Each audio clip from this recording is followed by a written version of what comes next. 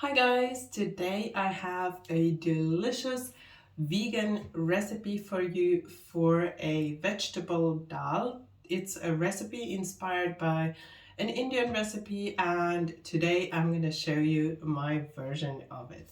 Let's get started with the recipe. Before I start with the cooking, I prefer to have all my vegetables ready and prepped, so once I start cooking it goes really fast. First I'm gonna peel the onion, and I like to chop the onion really fine for this dish. Then you can leave the onion aside and we are going to continue with the garlic. I'm going to peel the garlic cloves and also finely chop the garlic. You could also use a garlic press instead. Then just leave the garlics whole at this point and just press them through the press once we're adding them to the pan. Then finally slice the celery, peel the carrots, quarter them and chop them into this kind of cubes.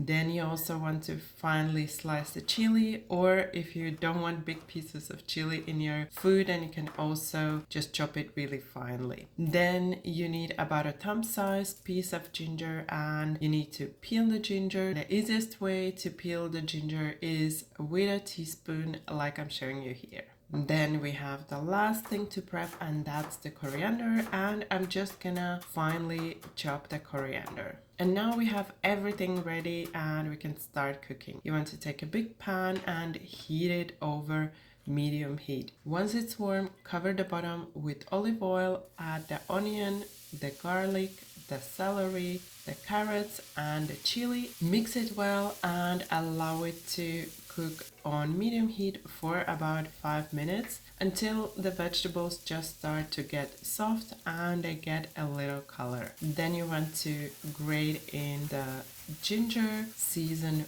with some salt, ground black pepper, curry powder, paprika and turmeric. Then you want to mix in the spices and allow to cook off the spices for a couple of minutes. Then I'm gonna add in the lentils, the coconut milk, just mixing the coconut milk in until it's nicely melted in, and also adding in about 1/3 of my vegetable broth. Then you want to cover it up and cook for about 5 minutes. We don't want to add all the water at once so that we get a really creamy dal. Then after those 5 minutes, I'm gonna give it a short mix and add about another third of the vegetable broth. Then cover it up again and cook for another 5 minutes.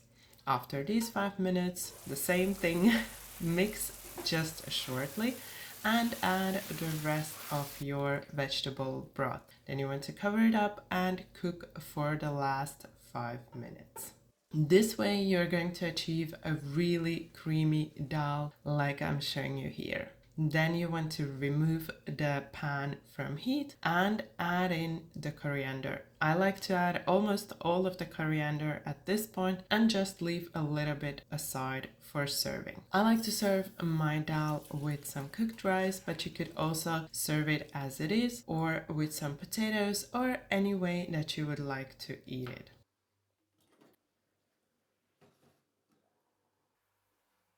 And then the dal is ready to be served. As I said, I'm serving mine with some rice and I like to add a little bit of Greek yogurt on top to balance all those spices. Then just decorating with a little bit of that extra coriander, some chili, and now gonna grab my fork and enjoy it. I hope you enjoyed this recipe. I really enjoy eating foods like this in January because I tend to eat a lot of sweets, a lot of fatty food, and a lot of meat in December when it's a Christmas and New Year's. And then I find I need something light to start the year with. And this is the kind of meals I tend to cook a lot in January. I've really fallen in love with this dish, this vegetable dal, because I find it has so much flavor. It's really creamy, it keeps you warm, and it's just delicious. When cooking this dal and using chilies, I find that sometimes it's not really spicy, so I find it could have a little bit more spice. And how you can do that is just chop a little bit more of those fresh chilies and serve with that fresh chili on top.